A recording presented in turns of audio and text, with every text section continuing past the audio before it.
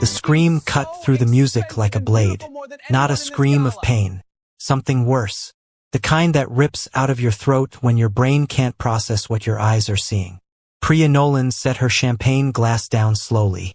Across the Meridian Grand ballroom, Chicago's most exclusive venue, the kind of place where a table cost more than most people's cars, every conversation had stopped. Every head turned toward the entrance. And Priya understood why. Dani Osei was standing at the top of the curved marble staircase. Dani, who cleaned Priya's bathrooms, who ironed Priya's blouses, who had spent the last 7 months on her knees scrubbing grout from Priya's kitchen tiles for $14 an hour.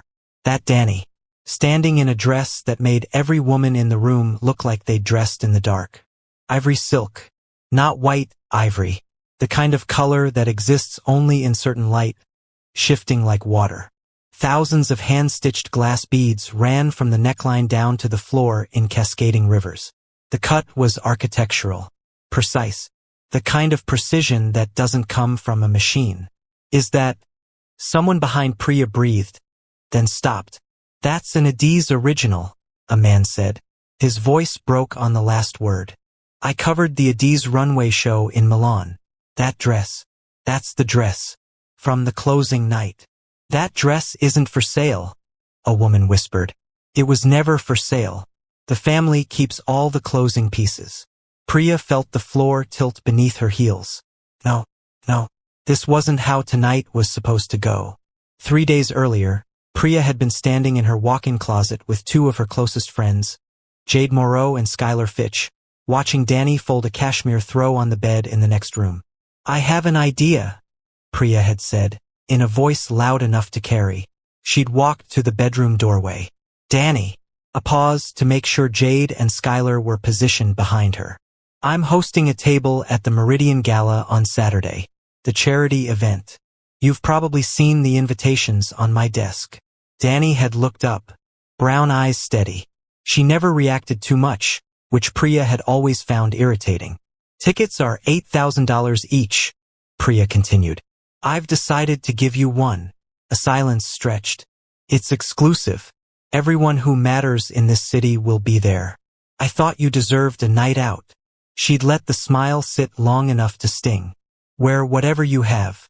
I'm sure you'll find something appropriate. She turned back to her friends. They'd made it to the hallway before the laughter started. Quiet, vicious. A sound Priya would later wish she could take back. Did you see her face? She's gonna show up in something from Target. The whole room is going to know she's the help. Behind the half-closed bedroom door, Dani had stood very still folding the cashmere throw. Her hands moving on habit while her mind moved somewhere else entirely. She'd let the laughing voices fade down the hallway. Then she'd set down the throw, walked to her bag, pulled out her phone, stared at a contact she hadn't called in 6 months. Pressed call. Mama, she said when the line picked up. I need the ivory dress. Here's what Priya Nolan didn't know about the woman scrubbing her floors. Dani Osei's mother was Adiz Osei. If you didn't recognize that name, you weren't in fashion. Adiz had built one of the most respected design houses in the world from a single rented studio in Lagos. By the time Dani was 12, Adiz gowns were on Grammy stages and royal balconies. By the time Dani was 16, museums were requesting pieces for permanent exhibitions. By 20, Adiz's work had been on the cover of every major fashion publication on 3 continents. Dani had grown up inside that empire. Private schools, apartments in London and New York, front row seats at every show, a name that opened doors so fast, she'd never once had to knock. And that was the problem. At 24, Dani had realized she didn't know who she was without the name. Every friendship, every opportunity, every room she'd ever walked into. It had all come through the door of being Adiz's daughter. She couldn't separate herself from the inheritance. Couldn't know if anything she'd built was actually hers. So she'd made a deal with her mother. 1 year. Completely anonymous. No access to family accounts. No using the Osei name. A real job in a real city starting from nothing, to find out who Dani was when the name was stripped away. Her mother had cried. Then agreed. One condition. If Dani ever truly needed her, She would be there within 24 hours. Dani had chosen Chicago, found the housekeeping agency, moved into a studio apartment with secondhand furniture and a mattress that was too soft. She'd learned what tired felt like in her feet. She'd learned what it meant to be invisible, to stand in a room and have people look past her, through her, around her, people like Priya Nolan who spoke to her the way you speak to a piece of furniture. She'd planned to finish the year. Then Priya had stood in the doorway with that smile, and everything had changed. Dani stared at her phone after the call ended. She'd given 7 months to this experiment. She'd proven what she needed to prove. Time to remember who she was. The package arrived 18 hours later. Not by courier van. By a black car with a driver who buzzed the apartment intercom and handed her a sealed garment case, followed by 4 more people. Her mother's head stylist, 2 assistants, a makeup artist, all of them carrying black cases of their own. "Your mother sends her love?" the stylist said, unzipping the main garment bag. "And her best work." The ivory dress came out like a living thing. It shifted in the apartment light, the glass beads catching and scattering every photon in the room. Dani had seen it once before, on the runway in Milan under stage lights, as the closing piece of her mother's most acclaimed collection. Critics had called it architectural poetry. A museum in Amsterdam had offered to buy it. Her mother had declined. And now it was here, in a studio apartment with second-hand furniture. Because Priya Nolan had wanted to see a housekeeper embarrass herself. There was a note in the garment case, handwritten. "You were never invisible. You were just choosing to be quiet. Come home when you're ready. Mama." Dani folded the note carefully and put it in her pocket. Then she sat down in the chair they'd set up by the window and let them get to work. 5 hours later, she looked in the mirror. The woman looking back didn't look like a housekeeper. Didn't look like Adi's daughter playing dress-up. Didn't look like anyone's idea of anything. She looked like herself. Finally, fully herself. She picked up her bag and walked out. Back in the ballroom, Dani descended the marble staircase. The crowd parted, not on purpose, not with any intention. The way crowds part when something moves through them that they don't quite know how to stand next to. Phones came up. Voices dropped. Someone near the bar actually dropped their drink. Priya was frozen. Jade had reached out and grabbed her wrist without realizing it. Dani crossed the ballroom floor like she'd been crossing ballroom floors her whole life, which she had.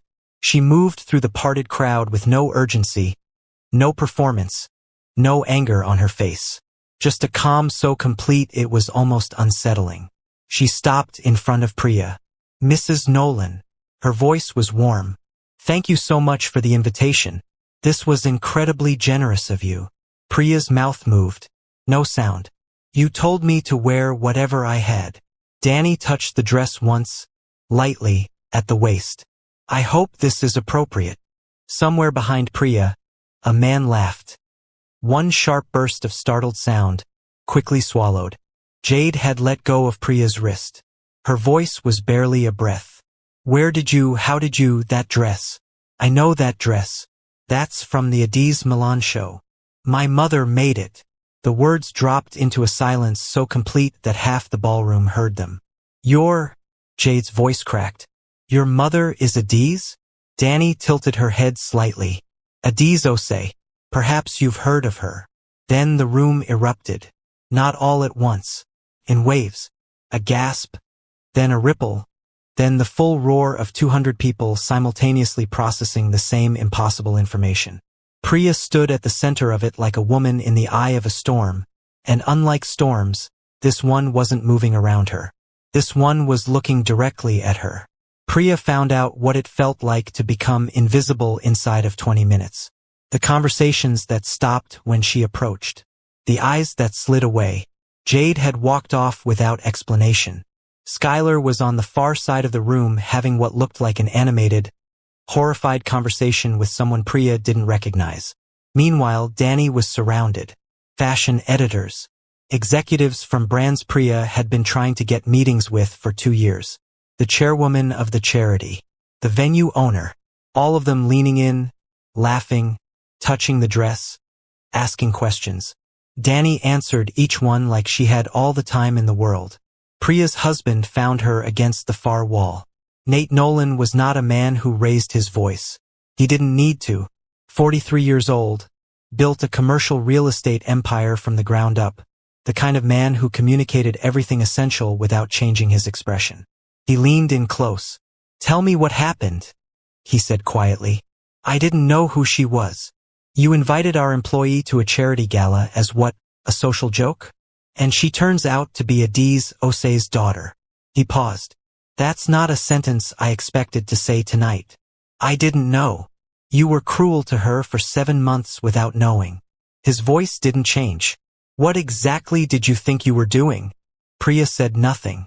The Osei family has business relationships with every major development firm in Europe and 3 of the largest commercial real estate funds in the world. Nate's jaw was tight. Dani Osei personally sits on the board of 2 major foundations that we have been trying to partner with for 18 months. "Do you understand what you've done?" Priya's throat closed. "Fix it," Nate said. "Tonight. Or tomorrow you'll be fixing it without my name." He straightened his jacket, walked away, and Priya stood there, alone in the middle of the most exclusive gala in Chicago, for the first time in her adult life understanding what it felt like to take up space in a room and wish you didn't. She waited until the crowd around Dani had thinned. Then she crossed the room. She walked the same marble floor she'd walked 100 times at events like this, but it had never felt this long before. "Dani," she kept her voice steady by force of will. "Can I speak with you for a moment?" Dani excused herself from the conversation she was having, gracefully, without showing anything on her face. She followed Priya to a quiet alcove near the back of the room. Priya had prepared words. They evaporated. "I'm sorry," she said instead. "Just that. Raw and graceless and real. What I did, the invitation, the way I said it, I was trying to humiliate you. I've treated you badly for 7 months. I'm sorry." The silence that followed was the longest of her life. "Why?" Dani said. "Why what? Why were you cruel to me?" Her voice carried no accusation. Genuine question. Priya opened her mouth. The honest answer was embarrassing in its smallness. "Because I thought you couldn't do anything about it. Because you were safe to be cruel to." She didn't have to say it out loud. Dani watched her face and understood. "That's what I thought," Dani said quietly. "You weren't cruel to me because of anything I did. You were cruel because you assumed you could be. Because you thought I had no power." She paused. "That's the thing about people who only treat others well when there's something to gain. The moment the mask slips, everything's visible." Priya couldn't meet her eyes.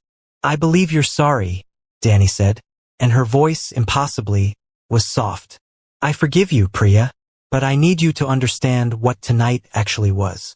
Not what happened to me, what it showed about you. That's the part you have to carry." She said it the way you tell someone a hard truth, not to punish them, but because leaving them in ignorance would be its own kind of cruelty. Priya nodded. Her eyes burned. Dani returned to the party. Priya stayed in the alcove for a long time. 2 days later, Dani was boxing up her studio apartment. It was a small operation. She'd arrived with almost nothing and accumulated very little. 7 months of plain furniture, secondhand dishes, shoes that didn't match what she was used to. She'd been surprised, over time, by how much she didn't miss. The money, the name, the ease of every door opening. She hadn't missed any of it. She'd missed her mother's voice, the smell of the design studio, the specific kind of joy that came from watching someone put on a dress that made them feel like themselves for the first time. A knock at the door. Priya Nolan stood in the hallway. No designer outfit. No blowout. Just a woman in jeans and a simple coat. Her face a little older looking than it had been 2 days ago, in the way that some kinds of honesty age you. "I know you're leaving," Priya said. "I just wanted to say goodbye. Properly." Dani stepped back to let her in. Priya stood in the middle of the small apartment and looked around. At the second-hand furniture. The single plant on the windowsill. The neatly stacked boxes. "You really lived like this," she said. Not with pity. Something more like awe. "The whole time. That was the point." "What did it teach you?" Priya asked. And for the first time it wasn't a performance. It was a real question from someone who genuinely needed to know. Dani was quiet for a moment. That dignity doesn't come from the outside. Everyone I know from my old life moves through the world assuming they deserve to take up space because they were told to, because the world confirms it. But that assumption gets tested when it's removed. She picked up a stack of books and placed them in a box. I learned that I still knew who I was without the name. That was the real question. That's what I came here to answer. Priya sat down on the edge of the stripped mattress. I've been doing things differently this week, she said quietly. Small things. Noticing the way I talk to people I think don't matter. A pause. I had a lot of noticing to do. I know. I want to be better. Priya's voice was barely audible. I don't know how to become that without someone telling me I was terrible first. Dani smiled, the first real smile she'd offered her. Most of us don't. That's what this whole thing was about. After Priya left, Dani sealed the last box. She stood in the empty apartment for one moment. Looked at the walls where she'd spent 7 months becoming someone she'd always almost been. Then she picked up her bag and walked out without looking back. The Invisible Line collection launched 8 months later. Paris. Private venue near the Seine. The guest list included fashion editors, artists, celebrities who moved between continents like weather. Adiz stood at the door greeting arrivals in a red dress that had taken 3 months to make. But in the front row, 50 seats had been reserved. 50 people who had never attended a fashion show in their lives. Housekeepers, nannies, hospital orderlies, personal assistants. All of them dressed, for tonight, in pieces from the new collection. The collection was built around a single premise. Every stitch of clothing in the line had been designed in collaboration with domestic workers. Women and men who had spent their careers making wealthy lives possible without being credited for any of it. A portion of every sale went directly into a scholarship fund for their children. Dani stood backstage as the show began. Through a gap in the curtain, she could see the front row. Could see the faces of the housekeepers and assistants as the models came out. Her mother's work filtered through their stories. Some of them had their hands pressed to their mouths. A woman in the second seat from the left was quietly crying. Adiz appeared at her shoulder, took her hand without speaking. They stood there together and watched. After the show, the venue opened for mingling and Dani moved through the room, talking to the women from the front row, learning names and histories she should have been learning all along.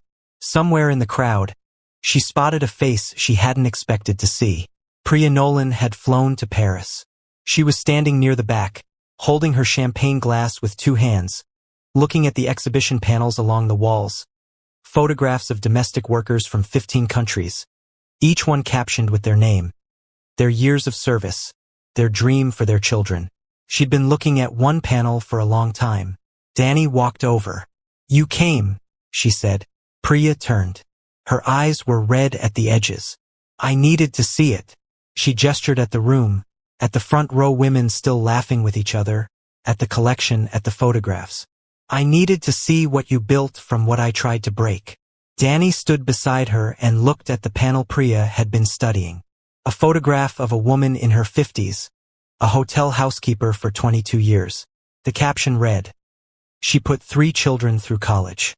None of them know how hard it was." "That night," Priya said slowly, "when you walked into that ballroom, I thought you came to destroy me. I know. But you didn't. You could have." Her voice was quiet. "You had every reason to, and you didn't. Destroying you wasn't the point," Dani said. "The point was that the room needed to see what it looks like when you assume someone is less than you, and you're wrong. Not wrong because she turned out to be somebody famous." She paused. "Wrong because she was always somebody. Before the dress. Before the name. She was somebody because she was a person. That's all it takes." Priya looked at her for a long time. Then she nodded, the slow, deliberate nod of someone filing something permanent. "I'm volunteering now," she said, "at a workforce training center. It's uncomfortable in ways I didn't anticipate." A breath. "I keep realizing how small my world was." "That discomfort is good," Dani said. "Stay with it." They stood side by side in front of the photograph for another quiet moment. "Thank you," Priya said finally. For not being what I expected. For being someone worth learning from even when I didn't deserve it. Dani picked up 2 glasses from a passing tray and handed one over. We're all works in progress, she said. Every single one of us. They touched glasses. The photograph watched from the wall. A woman who had put 3 children through college without anyone knowing how hard it was. Dani made a note to find out her name. Her real name. And make sure it was somewhere permanent. She flew home the next morning. Her mother was asleep when she got in. It had been a long week. Dani moved quietly through the apartment, past the design studio with its bolts of fabric and pinned patterns and the singular organized chaos that she had grown up inside. She stopped in the doorway of the studio. On the dress form near the window, her mother had pinned a sketch. New collection. The pencil lines were fast, intuitive, the way Adiz worked when something was pouring out of her that she couldn't stop. Along the bottom of the sketch, in her mother's handwriting. For the girl who went away and came back herself. Dani stood there in the doorway for a long time. Not because she was sad. Not because she was nostalgic. Because it occurred to her, clearly, and for the first time, that she had never once, in 7 months of living without her name, stopped being herself. The name could be removed. The money could be removed. The access and the ease and the open doors, all of it gone. And she had still been Dani. That was the answer she'd gone looking for. She finally had it. The measure of who you are isn't what you have. It's who you remain when everything is taken away, and how you treat the people who never had anything to begin with.